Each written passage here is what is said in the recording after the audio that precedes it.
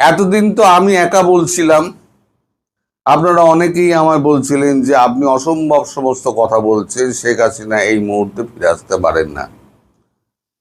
তাই বরাবরই বলেছিলাম যে শেখ হাসিনা ফিরছেন এবং 2 মাসের মধ্যে ফিরছেন।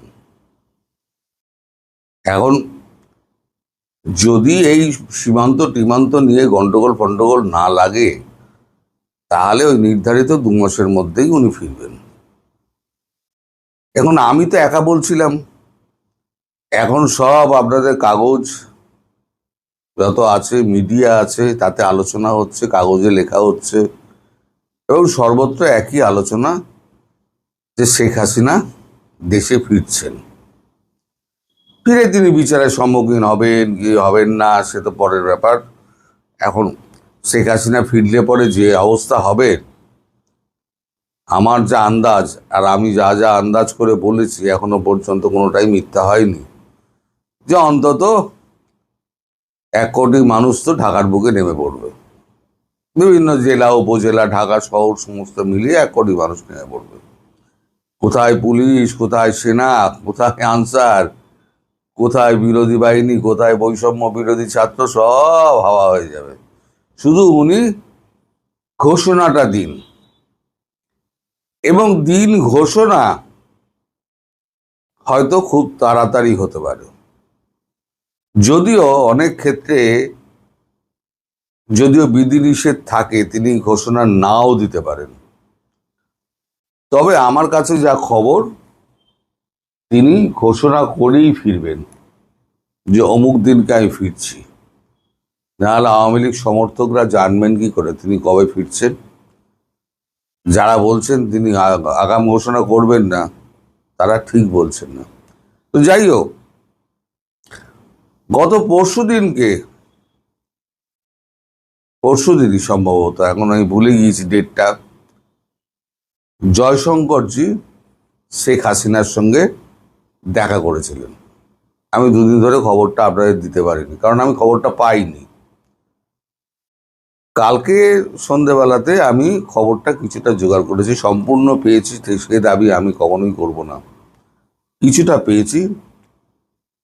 এখন জয়শঙ্করজি ছুটেছিলেন একটাই কারণে, তার সাউথ ব্লকে একটা দ্বিতীয় মিটিং ছিল। ওই কারণে তিনি শেখ হাসিনার সঙ্গে দেখা করে উনি বলেছিলেন আমার সঙ্গে এসে আপনি ব্রেকফাস্ট করবেন। ওই কারণে জয়শঙ্করজি গেছিলেন, ব্রেকফাস্ট ওখানে করেছেন। এবং পুতিন, রাশিয়ার প্রেসিডেন্ট, তিনি একটি বার্তা পাঠিয়েছেন। বার্তাটি সংক্ষিপ্ত হারে আমি যা পেয়েছি, জানতে পেরেছি, সেটা হচ্ছে শেখ হাসিনার পাশে এবং আওয়ামী লীগ সরকারের পাশে রাশিয়া সর্বতোভাবে আছে। যদি রাশিয়ার বাংলাদেশের প্রধানমন্ত্রী শেখ হাসিনার কোনো রকম প্রয়োজন হয়, পুতিনকে ফোন করতে উনি পারেন, বা নরেন্দ্র মোদী মারফত উনি যোগাযোগ করতে পারেন। একটা ট্রাইপার্টাইট মিটিং এর ব্যবস্থা হচ্ছে। ট্রাইপার্টাইট মানে শেখ হাসিনা, নরেন্দ্র মোদী এবং ভ্লাদিমির পুতিন। সেটা হবে আপনার ওই ভিডিও কনফারেন্স টাইপের। এটা ডেট কবে আমি জানতে পারিনি, তবে কাজ যে দ্রুততম গতিতে এগোচ্ছে তা তো পরিষ্কার। আমি আপনাদের বলেছিলাম যে শহর জুড়ে দেখবেন আওয়ামী লীগের ধীরে ধীরে ধীরে ধীরে মিছিল বাড়ছে, সংক্রমণের মতো সমস্ত জেলায় ছড়িয়ে পড়বে। এত টাকা জোগাচ্ছে কে? আমি প্রশ্ন তুলেছিলাম। এখন দেখুন ধীরে ধীরে ধীরে ধীরে মিছিলগুলো কিন্তু বহরে একেবারে এতে বাড়ছে, আকারে আর বহরে, যদি আপনি সঠিক বাংলা বলেন, আকারে এবং বহরে দুটোতেই আপনার বাড়ছে। এবং এত লোক জড়ো হচ্ছে যে পুলিশ রাস্তা ছেড়ে দিয়ে চলে যাচ্ছে। আপনারাই সাক্ষী, আপনারাই আমায় লিখেছেন, আপনার কথা প্রতিটা সত্য হতে চলেছে। তো আমার কথা একটু দেরিতে সত্য হয়, তাই এখন তো দেখা যাচ্ছে সবই সত্য হচ্ছে। আবার এদিকে পুতিন নিশ্চিত করেছেন যে বেজিং এর সঙ্গে তার কথা হয়েছে, মানে জয়শঙ্করজিকে বলেছেন বেজিং এ শি জিনপিং এর সঙ্গে, প্রেসিডেন্ট শি জিনপিং এর সঙ্গে তার কথা হয়েছে, এবং শি জিনপিং তাকে বলেছেন যে ভারত বাংলাদেশ এর মধ্যে যদি কোনো রাজনৈতিক পট পরিবর্তন হয়, অথবা যদি আপনার কোনো রকম সংঘর্ষ বা অমুক কিছু হয়, মানে চীন নিরপেক্ষ থাকবে। এই ব্যাপারে চীন কোনো রকম সাহায্য করবে না, আর কোনো কারোর সঙ্গে কথাও বলবে না। এটা রাশিয়াকে নিশ্চিত করেছে। আর পুতিনকে নিশ্চিত না করলে পুতিন বলবেন না। পুতিন এমন ফালতু কথা বলার লোক নন। আর বেজিং জানে দুটো দিকে বেজিং আটকে আছে। একটা হচ্ছে তার মার্কেট, বিকল্প বাজার, তার ভারতবর্ষ। আর দুই হচ্ছে রাশিয়ার কথা না শুনলে পরে রাশিয়া থেকে তেল আমদানির রাস্তাটাও কিন্তু বন্ধ হয়ে যাবে। ফলে বেজিং কিন্তু এই মুহূর্তে খুব প্যাচের মধ্যে রয়েছে। তার উপর আমেরিকার চাপ, সে ভাবছে এবার আমেরিকার চাপ কমানোর জন্য সে তাইওয়ানের ওপরে চড়ে বসবে। সেটা যে কোনো দিন হতে পারে। এমন হতে পারে ভারতবর্ষ যখন পাকিস্তান এবং বাংলাদেশে অ্যাকশন নিচ্ছে, সেই সময় চীন তাইওয়ানে চেপে বসলো, মানে ট্রাম্পকে পাগল করার জন্য। ট্রাম্প কত দিকে ছুটবেন? তাইওয়ানে ছুটবেন, পাকিস্তানে ছুটবেন, না বাংলাদেশে ছুটবেন? কোন দিকে ছুটবেন? তাকে রীতিমতো প্যাচে ফেলার জন্য। এখন তো শোনা যাচ্ছে যে বঙ্গোপসাগরে নাকি জাহাজ আসবে। বঙ্গোপসাগরে ঢুকুক, ভারত মহাসাগর দিয়ে বঙ্গোপসাগর আগে ঢুকুক, তখন দেখা যাবে। দম আমাদের জানা আছে। এই দম কত দূর আমেরিকার ট্রাম্প বাহাদুরের মালিকের এখন আছে। মালিকের অবস্থা তো খুবই খারাপ, আপনারা সবই জানেন। মালিক তো কংগ্রেসে তো একচোট খেয়েছেন, যদিও তিনি ভেটো দিয়ে পার হয়ে যাবেন, কিন্তু কোনোভাবে যদিও 2/3 মেজরিটি যদি তার বিপক্ষে চলে যায়, তাহলে পরে কিন্তু তার বিদায়ের রাস্তা প্রশস্ত হয়ে যাবে। এবং ইরানের সঙ্গে যুদ্ধ বন্ধ করার জন্য একটা বিল এসছে, সেটাও আপনারা জানেন যে ইমিডিয়েটলি যুদ্ধ বন্ধ করতে হবে। কারণ আমেরিকা আর বডি ব্যাগ বইতে পারবে না। আমি বলেছি না, ওরা সবসময় ভয় পায় বডি ব্যাগের। এটা আমাদের সৈন্য নয়, সবসময় একেবারে সই দেওয়ার জন্য এগিয়ে যাবে বিক্রম বার্তাদের মতো।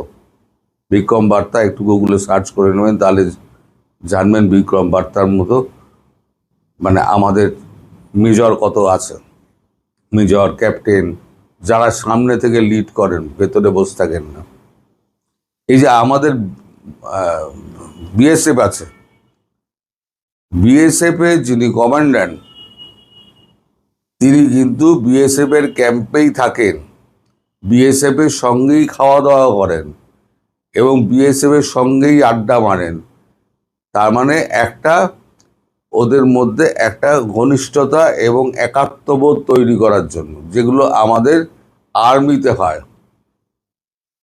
আর্মিতে মেজর, ক্যাপ্টেন সব একসঙ্গে বসে ডিনার করছে, তাকে বলে বড়াখানা। এই বড়াখানা যেমন আমাদের আর্মিতে আছে, তেমন আমাদের আধা সামরিক বাহিনী, বিএসএফ, আইটিবিপি, এগুলো হচ্ছে আমাদের আধা সামরিক বাহিনী, তারাও আছে। বড়াখানা প্রতি সপ্তাহে একদিন করে হয়। বড়াখানা মানে সেদিনকে প্রচুর খাবার দাবারের আয়োজন থাকে, মানে 25টা-30টা পদ রইল, যে যার পছন্দ মতো পদ খাবে। তো যাই হোক, আর আপনাদের বিজিবির কি হয়? বিজিবির সমস্ত সেনাবাহিনী থেকে লোক আসে, তিনি ঠান্ডা ঘরে বসে থাকেন, ঠান্ডা ঘরে বসে থেকে তিনি অর্ডারটি দেন কিন্তু যুদ্ধ কি, যুদ্ধ হচ্ছে গিয়ে আপনার একবার তাৎক্ষণিক ডিসিশন নিতে হবে, যে এখানে এই হচ্ছে, এখানে আমার তাৎক্ষণিক ডিসিশন নিচ্ছে। মানে সিও কোথায়, সিও কে জিজ্ঞেস করলে সিও বলবে ঠিক আছে আমি আদেশ নিচ্ছি। এই আদেশ নেওয়া, যে ডিজির কাছে আদেশ নেওয়া, আপনাদের যে বিজিবির যে ডিজি, তার কাছে আদেশ নেওয়া, সেই আদেশটা এসে তিনি ভেবেচিন্তে বলবেন, সেটা এক্সিকিউট হবে, হতে হতে এদিকে কাম খতম। আমাদের সেটা নয়, আমাদের সিও সঙ্গে থাকে, কমান্ডিং অফিসার বলবে গুলি চালাও, গুলি চালিয়ে দেবে, তারপরে যা হবে দেখা যাবে। ভারত সরকার তো আছে পেছনে লড়ে যাওয়ার জন্য। তো এই যে এখন অবস্থা যেটা জটিল হয়ে রয়েছে, এখন ভারত চাইছে না যে কোনো সংঘর্ষ হোক, আসলে ভালো ভালো শেখ হাসিনাকে ঘরে ফিরিয়ে দেওয়া হোক। কিন্তু বেড়া দেওয়া নিয়ে যে অশান্তিটা চলছে, আজকেও গতকালকেও হয়েছে, গতকালকেও দুপুরবেলার দিকে এই অশান্তিটা মেঘলিগঞ্জের দিকে হয়েছে, আজ ওদিকে কিষেনগঞ্জের দিকে হয়েছে, আর সেভেন সিস্টার অঞ্চলে তো, শিলিগুড়ি অঞ্চলে তো হচ্ছেই, রেগুলার হচ্ছে। এখন বিজিবির লোক সংখ্যা কম বলে গ্রামবাসীদের খেপিয়ে দিচ্ছে, আর গ্রামবাসীদের যেই বন্দুকের নল ধরছে, গ্রামবাসীরা উল্টো পায়ে দৌড়াচ্ছে। তো যে কথায় যাচ্ছিলাম, শেখ হাসিনা সম্ভবত একটা ট্রাইপার্টাইট মিটিংয়ে যোগ দেবেন। মোদি, পুতিন এবং শেখ হাসিনা ট্রাইপার্টাইট একটা বৈঠক হবে, সেটা ভিডিও কনফারেন্স হবে, অথবা মোদির জায়গায় যদি মোদি ব্যস্ত থাকেন তাহলে জয়শঙ্করজি থাকবেন এইটা, আর জয়শঙ্কর যদি ব্যস্ত থাকেন তাহলে আমাদের অজিত দোভাল থাকবেন এনএসএ, কারণ অজিত দোভালের সঙ্গেও পুতিনের খুব ভালো সম্পর্ক, 1-to-1 কথা হয়। আর পুতিন যে লেভেলে, তিনি কিন্তু কোনো দেশের মানে এনএসএর সঙ্গে কথা বলবেন না, একমাত্র অজিত দোভালের সঙ্গে কথা বলেন। কারণ অজিত দোভাল এত বুদ্ধিমান মানুষ, এবং তিনি এতটা ভালোভাবে ভারতবর্ষকে চেনেন, এবং রাশিয়ার সঙ্গে বন্ধুত্বের একটা সম্পর্কের পেছনে অজিত দোভালের একটা বড় হাত রয়েছে। তো এই হচ্ছে সাম্প্রতিক পরিস্থিতি। জয়শঙ্করের জন্য জয়শঙ্কর এই জন্যই ছুটে গেছিলেন এবং এইটা বলে এসছেন। আপনাদের কাছে আমার একটা জানার জিনিস আছে, আমার একটু জানাবেন আপনারা, যে আমার কি লাইট বেশি হয়ে যাচ্ছে? অনেকে লিখছেন যে আমার লাইট বেশি হয়ে যাচ্ছে। সত্যিই কি সকলের মানে আমার লাইটটা বেশি হয়ে যাচ্ছে? সবার পরে তো সব রকম রিফ্লেকশন আসে না, ছবিও আসে না। তো এক একজনের ফোনের সেটিংস এক এক রকম আছে।